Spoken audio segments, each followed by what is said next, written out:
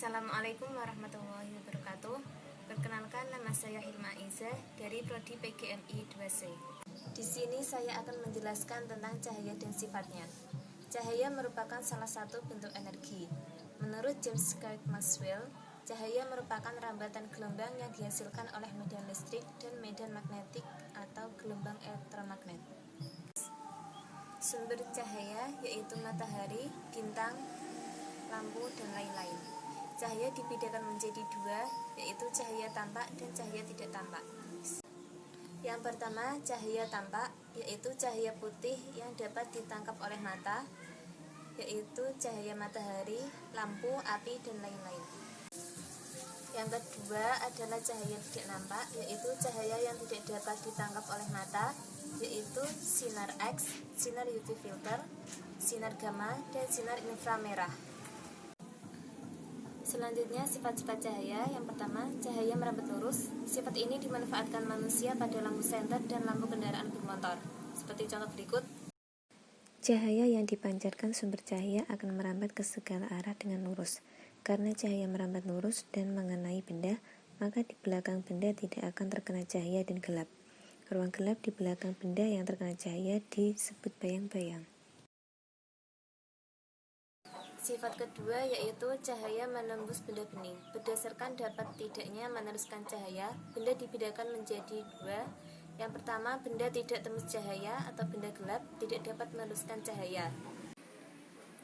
Apabila dikenai cahaya, benda ini akan membentuk bayangan. Contoh, kayu, tripleks, tembok, dan lain-lain.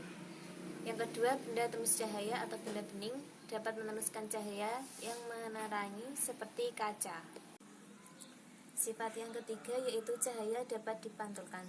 Jika cahaya mengenai benda gelap, cahaya akan dipantulkan kembali oleh benda itu.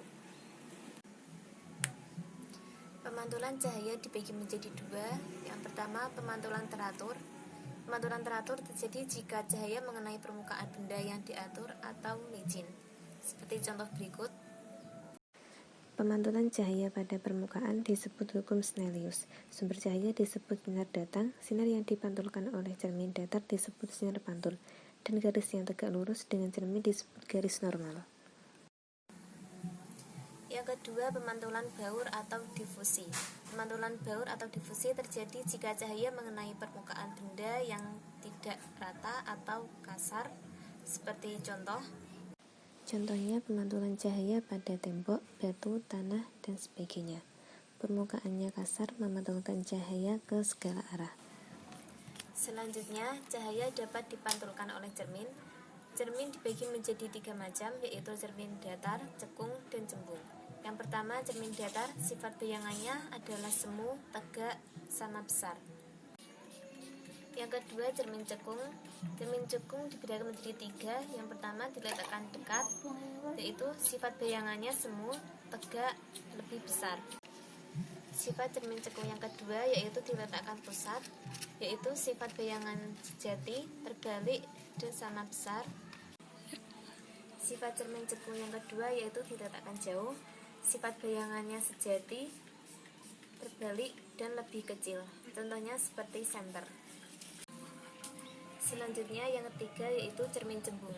Sifat bayangan semu, tegak, lebih kecil dari benda. Contohnya seperti kaca spion. Selanjutnya, cahaya dapat dibiaskan. Membiaskan cahaya adalah pembelokan arah rangkaian cahaya. Cahaya akan mengalami pembiasan jika merambat melalui dua media yang kerapatannya berbeda. Contohnya sebagai berikut. Cahaya dibiaskan apabila bergerak miring melalui medium yang berbeda seperti dari udara ke kaca lalu melewati air. Keadaan ini disebut sebagai pembiasan cahaya. Hal ini karena cahaya bergerak lebih cepat di medium yang kurang rapat. Cahaya yang datang dengan sudut datang air namun tidak lurus melalui medium yang berbeda tidak dibiaskan. Selanjutnya, cahaya dapat diuraikan. Cahaya putih merupakan gabungan dari beberapa cahaya, yaitu seperti pelangi. Pelangi memiliki warna Meiji-ku Hibini. Penguraian cahaya putih menjadi cahaya pelangi disebut dispersi cahaya, seperti gambar berikut. Dipresi cahaya terjadi jika seberkas cahaya polikromatik atau cahaya putih jatuh pada sisi prisma. Cahaya putih itu akan diuraikan menjadi warna-warna pembentukannya yang disebut spektrum cahaya dan menghasilkan warna pelangi.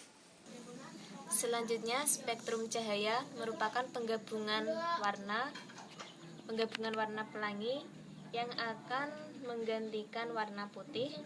Seperti contoh, kumpulan dari beberapa warna pelangi yang dijadikan menjadi satu akan menjadikan warna putih. Dan untuk mengukur spektrum cahaya dapat menggunakan alat spektrometer. cukup sekian yang dapat saya sampaikan. Semoga bermanfaat. Kurang lebihnya mohon maaf. Wassalamualaikum warahmatullahi wabarakatuh.